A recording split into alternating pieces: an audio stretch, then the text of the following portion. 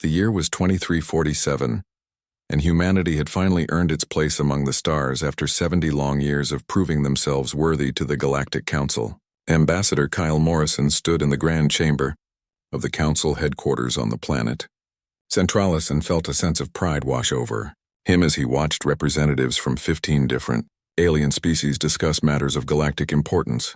Earth had come so far from being a primitive world that barely understood faster than light travel to becoming a trusted member of this grand alliance.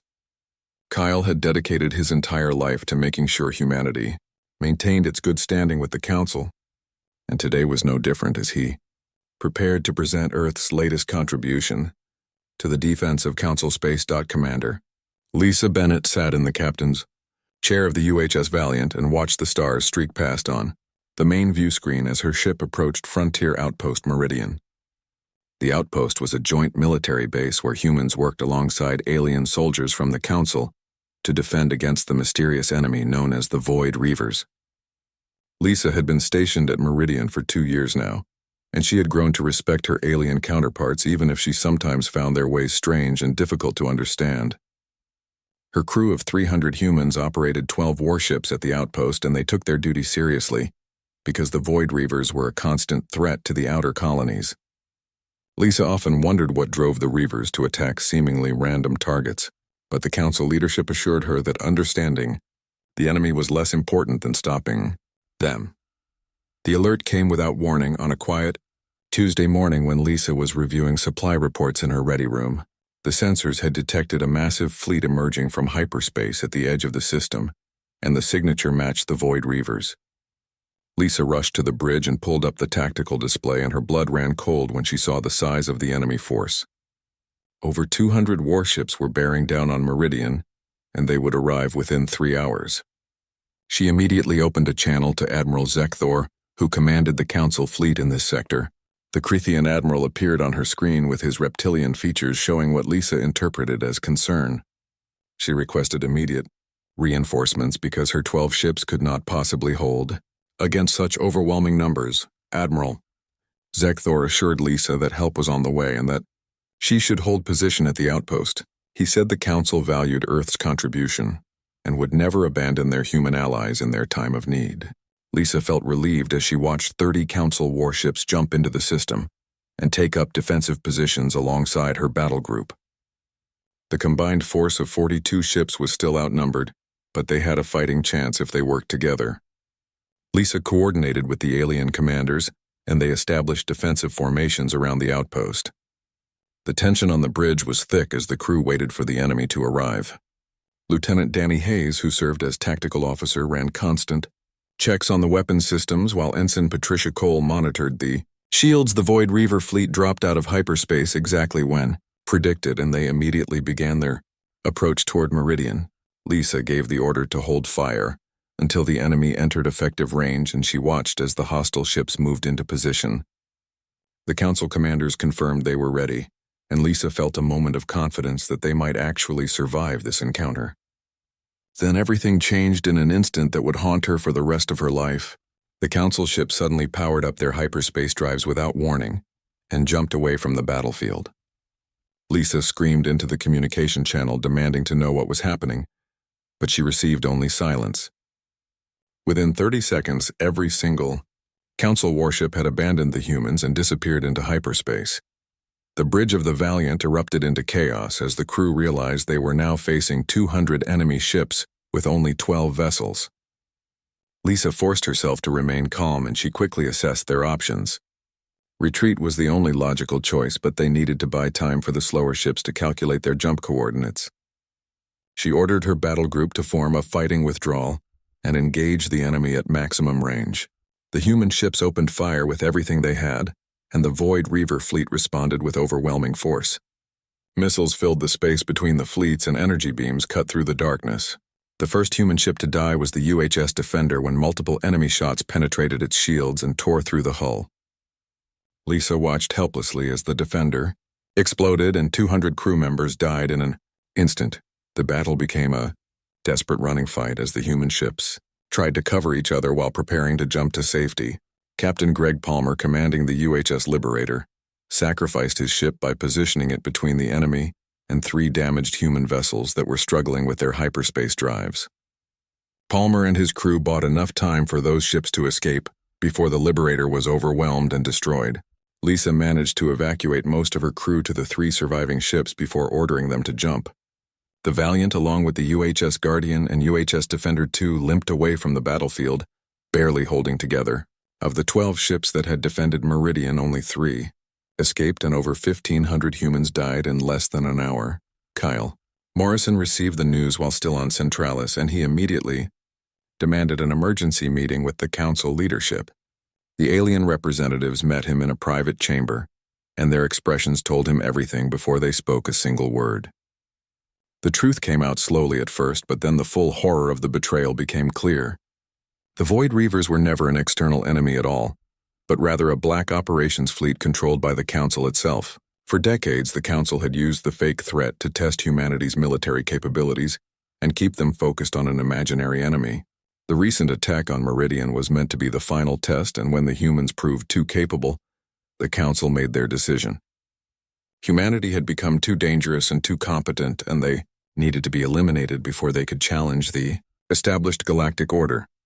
Kyle felt his world shatter as the Council representatives calmly explained that Earth would be given one chance to surrender peacefully. If humanity agreed to complete disarmament and accepted permanent Council oversight, they would be allowed to survive as a vassal species. If they refused, then the full might of the Council's 30,000 warships would descend on human space and exterminate every man, woman, and child.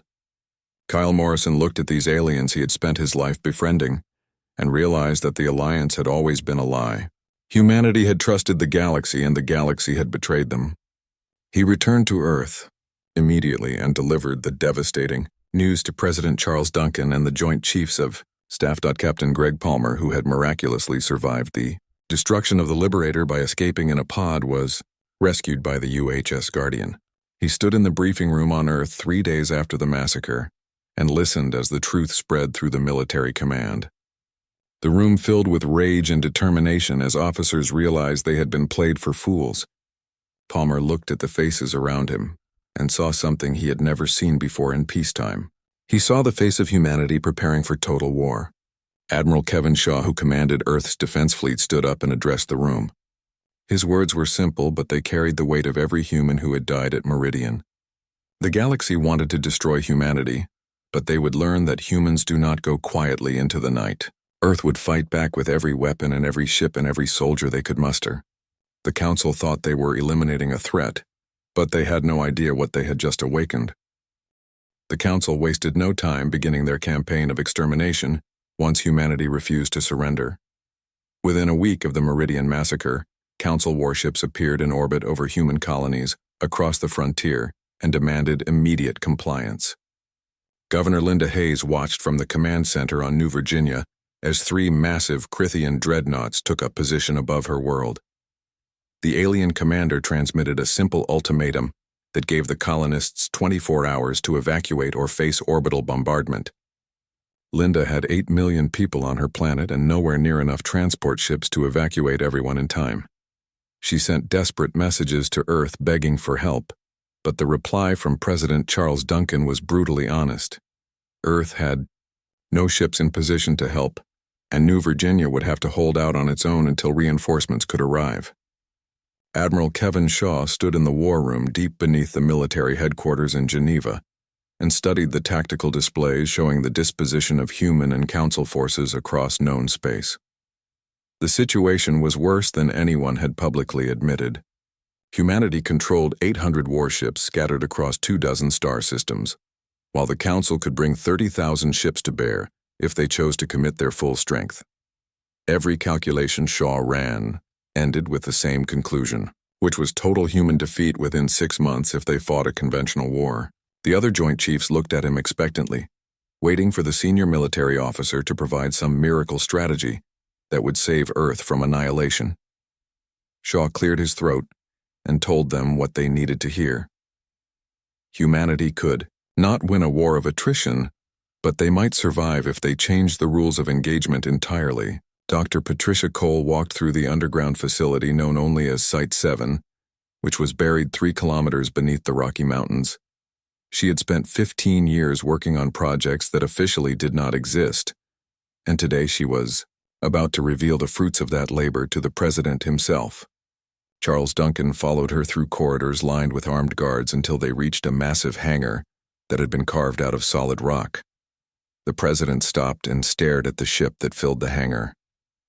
It was unlike anything in the current human fleet, with sleek angular lines and weapon ports that seemed to cover every surface. Patricia smiled and told him this was the Hellfire-class battlecruiser, and humanity had been building them in secret for the past decade. The Council thought humans were content to build defensive ships, but Patricia's team had designed these vessels for one purpose only, which was to kill enemy warships as efficiently as possible. The technical briefing lasted 3 hours, and with each minute, Charles Duncan felt his hope growing.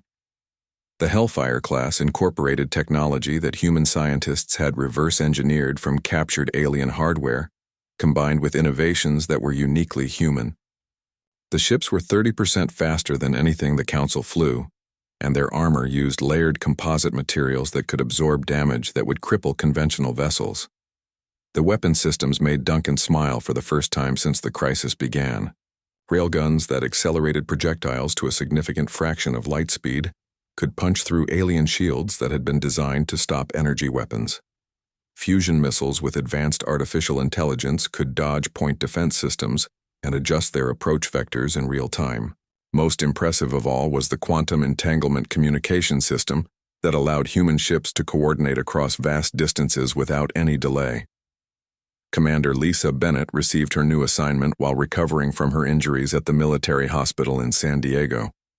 Admiral Shaw himself came to deliver the news, and he told her that she was being promoted and given command of the UHS Retribution, which was the first Hellfire-class battlecruiser to complete trials. Lisa had lost so many friends at Meridian, and the weight of survivor's guilt had been crushing her spirit. Shaw looked at her with understanding and told her that the best way to honor the dead was to make the enemy pay for every human life they had taken.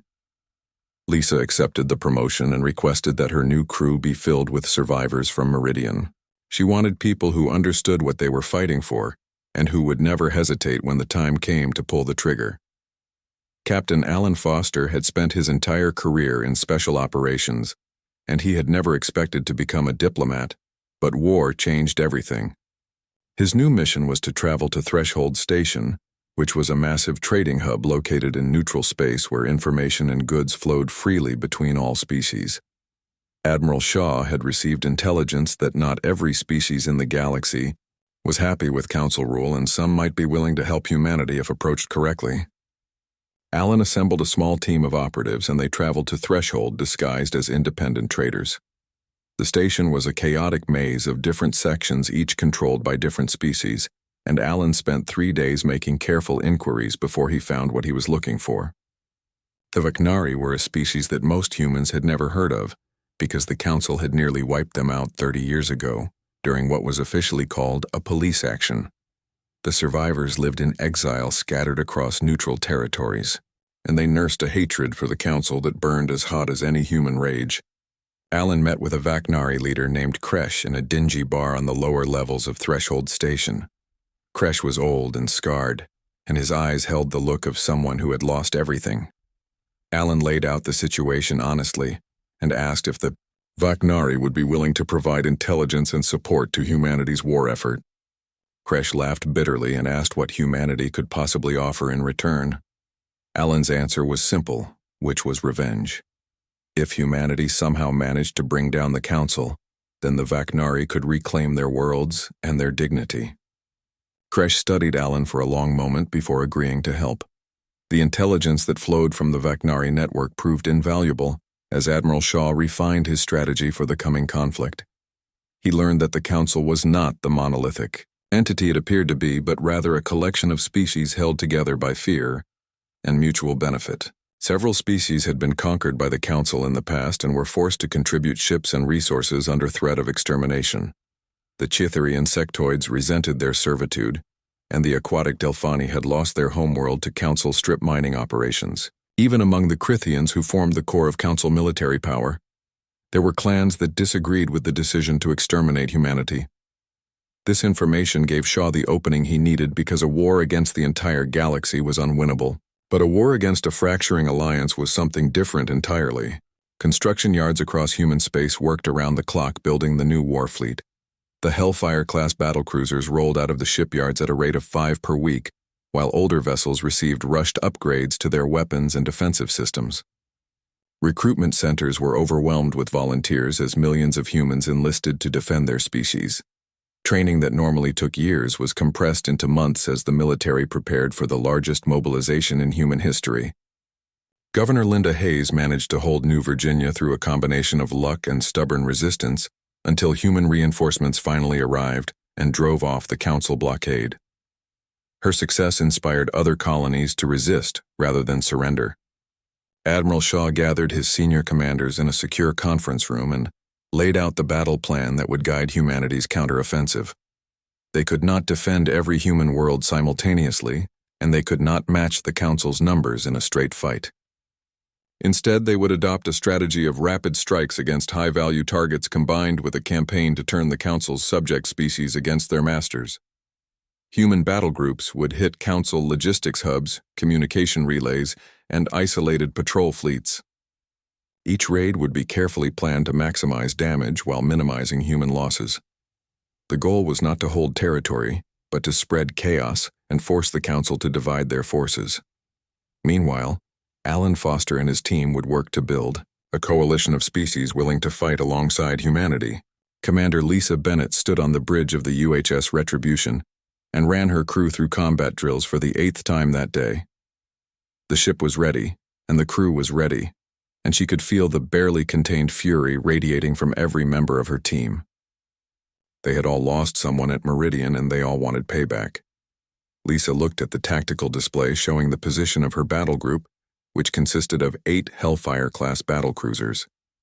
Admiral Shaw had given her a target which was a Council supply convoy traveling through the Crimson Nebula. The convoy was protected by 40 enemy warships, but Shaw believed that surprise and superior technology would give the humans an advantage. Lisa reviewed the plan one more time, and then gave the order to jump to hyperspace. The war was about to begin in earnest, and humanity would show the galaxy that betrayal came with a price. The mood on Earth was grim but determined as citizens watched news broadcasts showing the deployment of the Warfleet. President Duncan addressed the planet in a speech that would be remembered for generations. He spoke honestly about the danger humanity faced and the likelihood that many would die. The Crimson Nebula earned its name from the deep red gases that filled the region and created sensor interference that made navigation difficult for most species. Commander Lisa Bennett had chosen this location carefully because human ships had better sensors than their Council counterparts, and the nebula would hide her battle group until the perfect moment. Her 8 Hellfire-class battlecruisers floated silently in the dense clouds waiting for the enemy convoy to enter the kill zone. Lieutenant Danny Hayes monitored the tactical display and reported that the Council ships were right on schedule. 40 warships escorting 20 massive cargo vessels that carried supplies destined for Council military bases along the frontier. Lisa felt her pulse quicken as the enemy fleet drew closer, and she reviewed the attack. Planned one final time with her officers. The stealth systems on the Hellfire class were among the most advanced technology humanity had ever developed, and they rendered the ships nearly invisible against the nebula's natural radiation. The Council convoy passed within weapons range completely unaware that death waited in the clouds around them. Lisa watched the enemy formation and identified the command ship leading the escort group. She designated primary targets for each of her battlecruisers, and then gave the order that would announce humanity's entry into the war. 8 ships decloaked simultaneously and unleashed a devastating alpha strike before the Council forces could react. Railgun rounds moving at incredible velocity tore through alien shields that had been designed to stop energy weapons but were useless against kinetic projectiles traveling at relativistic speeds. The first salvo destroyed 12 Council warships in the opening seconds of the battle. The cargo vessels immediately tried to scatter, but they were too slow and too vulnerable.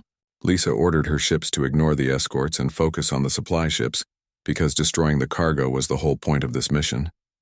Fusion missiles launched from the human ships and wove through space with unnatural grace as their artificial intelligence systems calculated optimal approach vectors. The Council point defense systems tried to shoot down the incoming missiles, but the human weapons were too smart and too fast.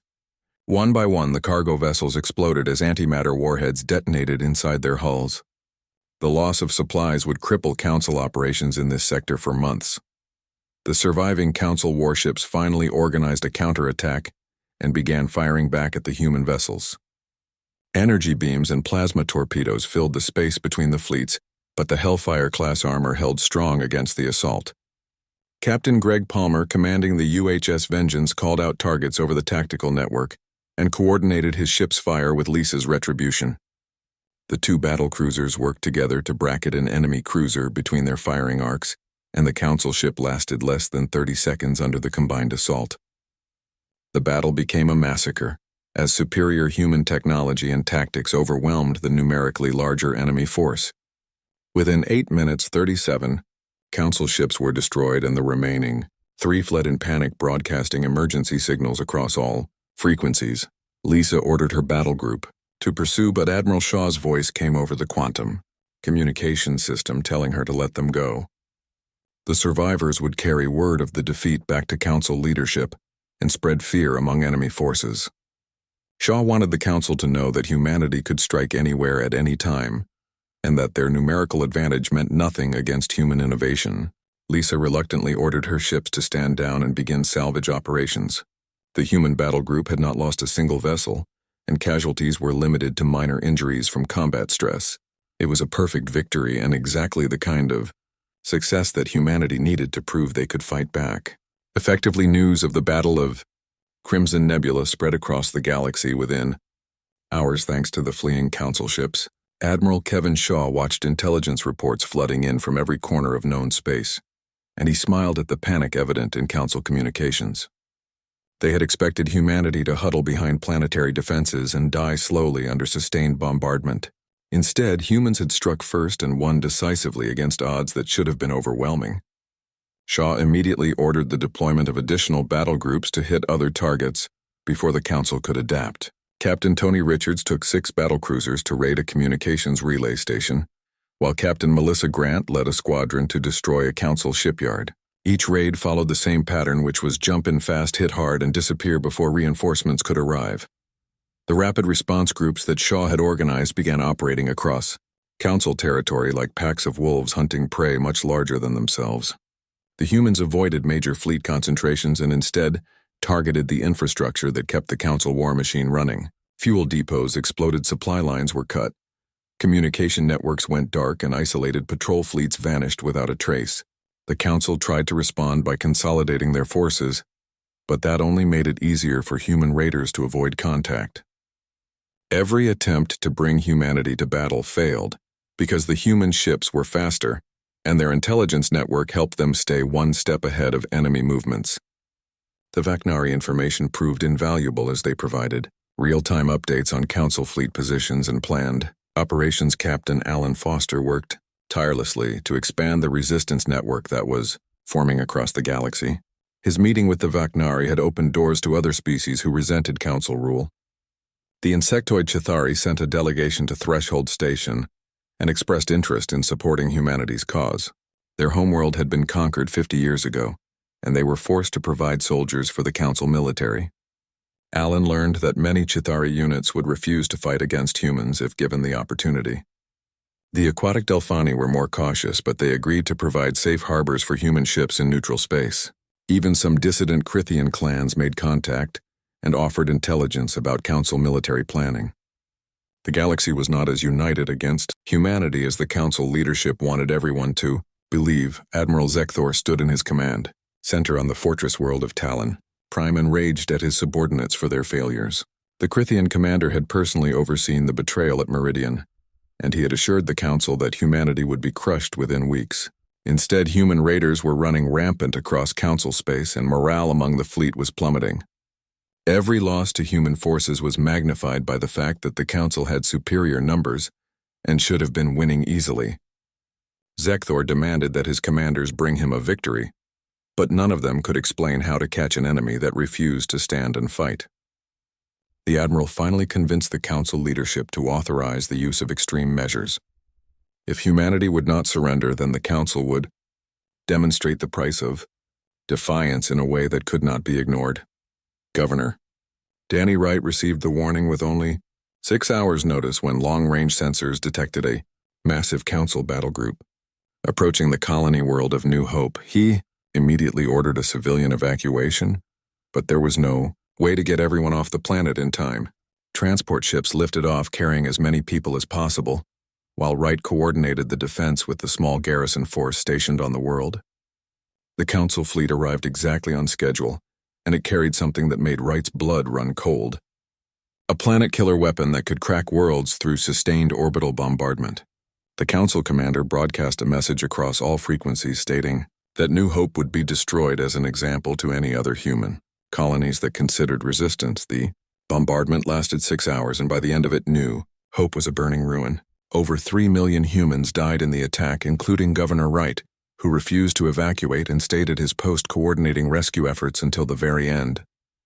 Images of the devastated colony were broadcast across human space, and the Council made sure that every human world saw what awaited them if they continued to fight.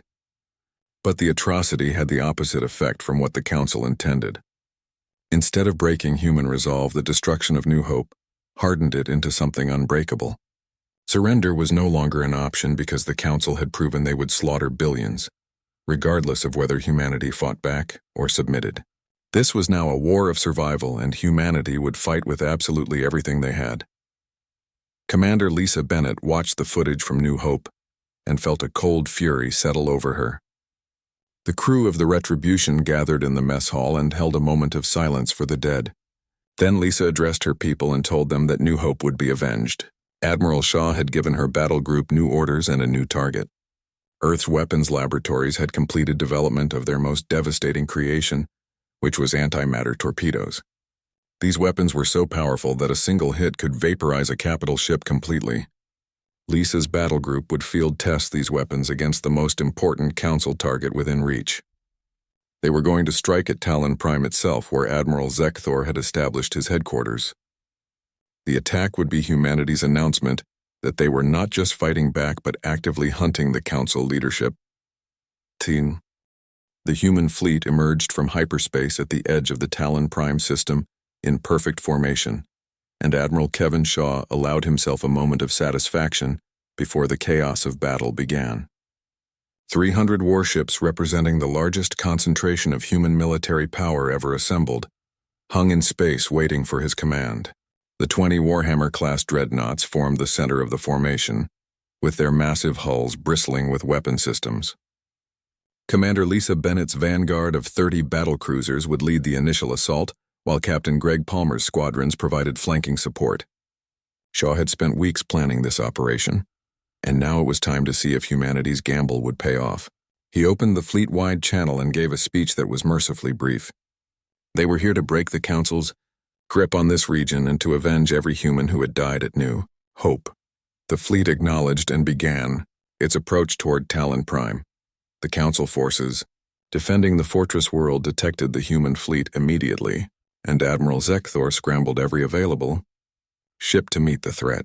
Over 500 warships formed a defensive shell around Talon Prime's orbital space, supported by 30 massive defense platforms that could each output firepower equivalent to a heavy cruiser. Zekthor had been expecting a human attack ever since the raids began, but he had not anticipated they would commit so much of their fleet to a single operation. The Krithian admiral studied the tactical display and felt a moment of doubt as he realized the humans were not coming to raid, but to conquer. He pushed the doubt aside and began issuing orders to his commanders. The Council had superior numbers, and they would crush this human fleet and break humanity's will to resist once and for all. Commander Lisa Bennett watched the range counter tick down as her vanguard accelerated toward the enemy formation at maximum speed. The plan called for her battlecruisers to punch through the Council's outer defensive line and create a gap that the main fleet could exploit. It was a dangerous mission that would expose her ships to concentrated fire, but Lisa had volunteered for this role. The Retribution and 29 other battlecruisers drove straight into the teeth of the enemy defenses, like a spear aimed at the heart. Council ships opened fire at extreme range in space filled with energy beams and plasma torpedoes. The Hellfire-class armor absorbed hits that would have destroyed older vessels, but even the advanced plating had limits. The UHS Defender took a direct hit from 3 enemy cruisers simultaneously and its shields collapsed. Lisa watched as the defender's hull breached and the ship began venting atmosphere, but Captain Harry Price kept his vessel in formation and continued firing until a second volley tore the defender apart. The human vanguard reached point-blank range and unleashed hell upon the Council formation. Railguns fired continuously, and each shot punched through enemy shields with devastating efficiency. The new antimatter torpedoes proved their worth as Lisa's tactical officer, Lieutenant Danny Hayes, locked onto a Council battleship and fired. The torpedo covered the distance in seconds and detonated against the enemy hull. The Council ship simply ceased to exist in a flash of annihilation energy so bright that the optical sensors temporarily blacked out. Hayes immediately designated another target and fired again. Within 2 minutes, 5 Council capital ships had been vaporized by the new weapons. The enemy formation began to waver as commanders realized they were facing technology far beyond what they had expected. Captain Greg Palmer brought his battle group into the fight from the flank and caught a squadron of Council destroyers by surprise. His ships had been painted with stealth coatings that reduced their sensor signature, and the enemy had not detected their approach until it was too late. Palmer's battlecruisers opened fire at close range and wiped out 12 enemy ships before the Council forces could respond. The battle devolved into a chaotic melee as human and Council vessels maneuvered at high speed, trying to gain tactical advantage. Admiral Shaw watched from his command ship and made constant adjustments to the battle plan as new information came in. The orbital defense platforms were proving more difficult than anticipated, and several human ships had been destroyed trying to approach them. Shaw ordered Captain Melissa Grant to take her fighter wing and neutralize the platforms. Melissa Grant commanded the fighter wing operating from the carrier UHS Thunderbird, and she led 200 small craft toward the nearest defense platform. The fighters were tiny compared to the massive warships, but they were fast and difficult to target. Council point defense systems filled space with defensive fire, but human pilots were trained to fly through conditions that would panic most species. Grant's squadron weaved through the incoming fire, losing ships to lucky hits, but the survivors pressed on. They reached the platform's surface and began launching precision missiles at the reactor cores. The platform's shields were designed to stop large warheads, but the small fighter-mounted missiles slipped through gaps in the defensive coverage. One by one, Grant's pilots scored direct hits and the platform's power systems began to fail. A massive explosion tore the structure apart, and Grant immediately led her survivors toward the next platform. Captain Alan Foster and his Special Forces team made their approach to Talon Prime's surface while the battle raged in orbit. Their insertion craft was disguised as a damaged Council shuttle, broadcasting a distress signal. The surface defenses ignored them as they descended through the atmosphere, and Foster piloted the craft toward the coordinates provided by Vecnari intelligence. Admiral Zekthor's command bunker was buried deep underground, but it had ventilation shafts and maintenance access points that could be exploited. Foster landed the shuttle in a canyon 5 kilometers from the bunker, and his team of 20 operators disembarked with full combat gear. They moved quickly through the rocky terrain using portable cloaking devices to avoid detection by surface patrols, and the infiltration of the bunker took 3 hours of careful work as Foster's team bypassed security systems and neutralized guards without raising an alarm. The Vecnari intelligence was perfect, and every door code and patrol route was exactly as described. They reached the command level and prepared for the final assault. Foster knew that once they breached the inner sanctum, the element of surprise would be lost and they would face heavy resistance. He positioned his team at strategic choke points and then signaled for the breach. Shaped charges blew open the armored doors and the humans poured into Admiral Zekthor's command center. The Crethean guards responded immediately, but human weapons and tactics proved superior in close-quarters combat. Foster fought his way through the bunker, killing or incapacitating every enemy he encountered. Admiral Zekthor stood in his command center watching the orbital battle turn against his forces. When the alarms began blaring throughout the bunker, the Crethean admiral grabbed a plasma rifle and moved to defend the command center, but he knew it was already too late. Human special forces had somehow infiltrated the most secure facility on Talon Prime, and they were coming for him. Zekthor's personal guards formed a defensive line, but the humans came through them like a knife through flesh. Foster emerged from the smoke and chaos with his weapon trained on the admiral. Zekthor considered fighting to the death, but something in the human's eyes told him that would be pointless. He dropped his weapon and surrendered. Foster's team secured the command center and transmitted a signal to the fleet above. They had captured the enemy commander. Commander, Lisa Bennett received word of Foster's success just as her battle group broke through the inner defensive shell around Talon Prime. With the orbital platforms destroyed and the enemy commander captured, the Council fleet began to lose cohesion. Lisa saw her opportunity and ordered all ships to concentrate fire on the remaining Council capital ships. Admiral Shaw committed his reserve forces to the battle, and the tide turned decisively. Council ships began breaking formation and attempting to retreat, but human vessels pursued relentlessly. Captain Greg Palmer's battle group cut off the escape route and destroyed dozens of fleeing ships. The route was complete, and within an hour over 400 Council warships had been destroyed or captured. Human losses were heavy, with 67 ships destroyed and hundreds more damaged. But the victory was total and undeniable. The fall of Talon Prime sent shockwaves across the galaxy that reverberated far beyond the immediate military implications. The Council had lost its most important fortress in the region, along with one of its most capable admirals. More importantly, humanity had proven they could win not just raids but major fleet engagements against numerically superior forces. The myth of Council invincibility shattered, and species across the galaxy began to question whether they should continue supporting a losing cause. The Chitauri were the first to openly rebel when their home fleet refused orders to deploy against human targets. The Delphani followed soon after and declared neutrality in the conflict. Even some Crithian clans began distancing themselves from the Council leadership. Admiral Kevin Shaw stood on the bridge of his flagship and watched the tactical display, showing the shifting political landscape of the galaxy. The war was far from over because the Council still had thousands of ships and they controlled the core systems of their empire. But the balance, 6 months after the fall of Talon Prime, the galaxy teetered on the edge of complete chaos as the Galactic Council's grip on power crumbled with each passing day. Rebellions erupted across former Council territories, and species that had been subjugated for generations saw their chance for freedom.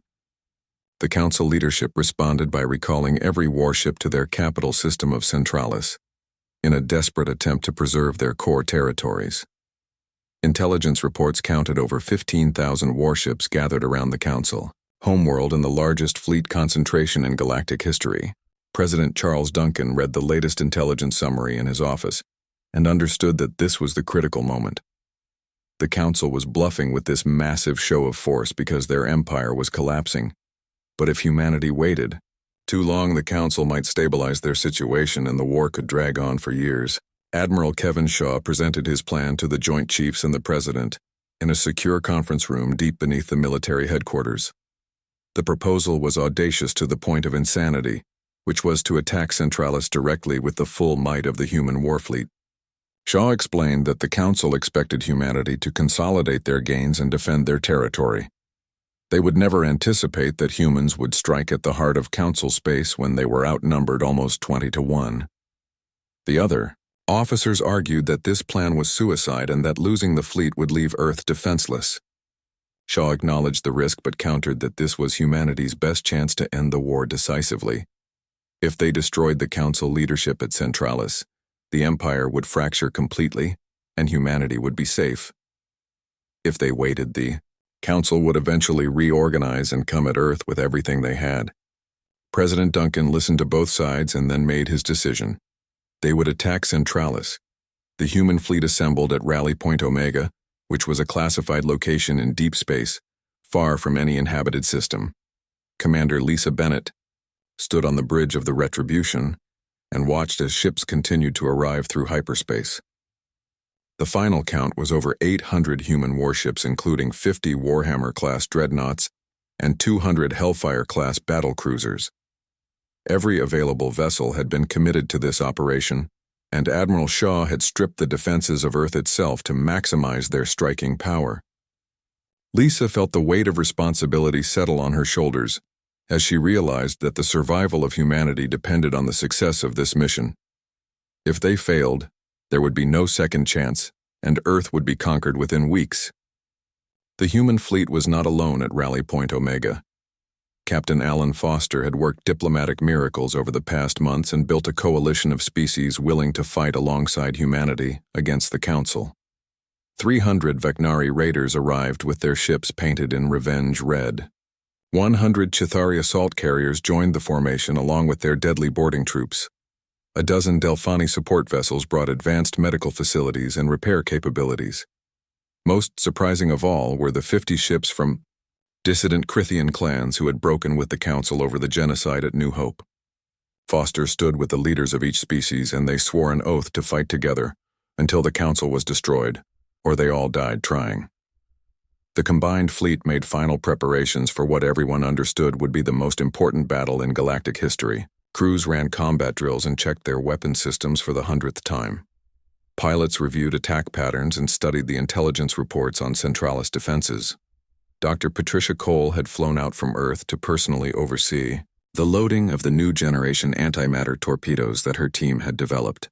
These weapons were more powerful than the versions used at Talon Prime and carried enough destructive force to crack a moon.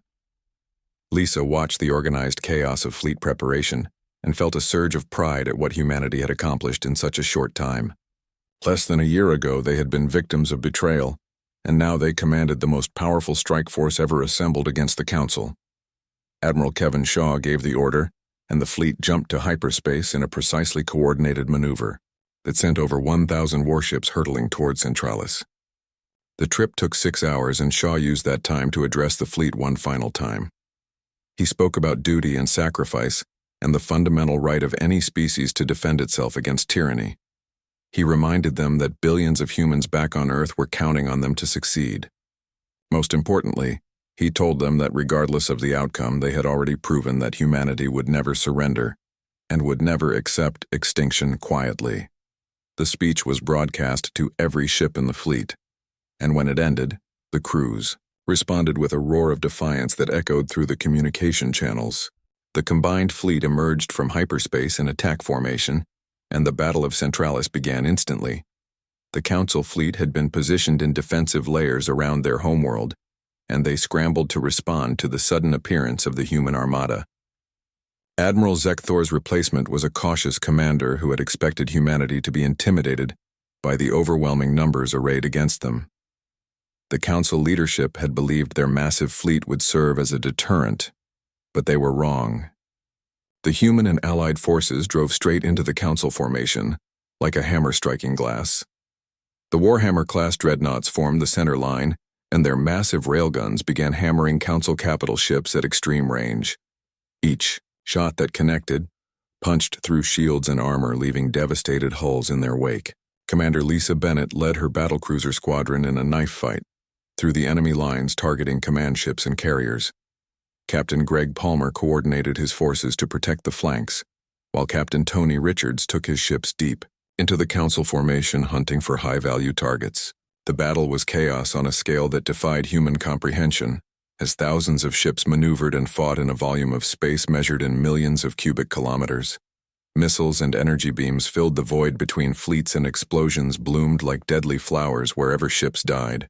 The human forces fought with a fury born of months of accumulated rage, while the Council forces defended with the desperation of those who knew defeat meant the end of their empire. Captain Melissa Grant launched her fighter wing with orders to penetrate the Council's inner defensive sphere and strike at the planetary shields protecting Centralis. Her squadron of 300 fighters dodged through a storm of point defense fire and incoming missiles. Pilots died by the dozens, but the survivors pressed on because they knew the mission was critical to the overall battle plan. Grant's wingman was shot down right beside her, and she watched the fighter explode in a brief flash before focusing back on her target. The shield generators were massive installations on the surface of Centralis, and they were protected by layers of defensive systems. Grant led her remaining fighters through the defenses, losing more pilots with each passing second. The survivors reached the shield generators and launched their full payload of antimatter missiles. The explosions were visible from orbit, as one by one the generators failed, and the planetary shields collapsed. Admiral Kevin Shaw watched the tactical display as the shields came down, and he immediately ordered the orbital bombardment of military targets on Centralis. But he made a critical decision that would define how history remembered this day. Despite everything the Council had done, humanity would not commit genocide in return. Shaw transmitted orders to every ship in the fleet that civilian areas were strictly off-limits. They were here to destroy the Council's military power and leadership, not to exterminate an entire planet. Some of his officers questioned the decision, but Shaw was adamant. Humanity had been forced into this war, but they would not lose their souls winning it. The bombardment focused on military installations and government complexes, while leaving the civilian population centers untouched. Captain Alan Foster and his Special Forces team made their insertion to Centralis in the chaos of the orbital battle. Their mission was the same as it had been at Talon Prime, which was to capture the Council leadership and force a surrender. The insertion was rougher this time because the defenses around the Council citadel were far more sophisticated than anything at Talon Prime. Foster's team fought through waves of defenders and took heavy casualties, but they pushed forward relentlessly. The Vaknari had provided intelligence on the citadel's layout, and Foster used that knowledge to navigate the maze of corridors. His team reached the Council chamber and blew the doors with shaped charges.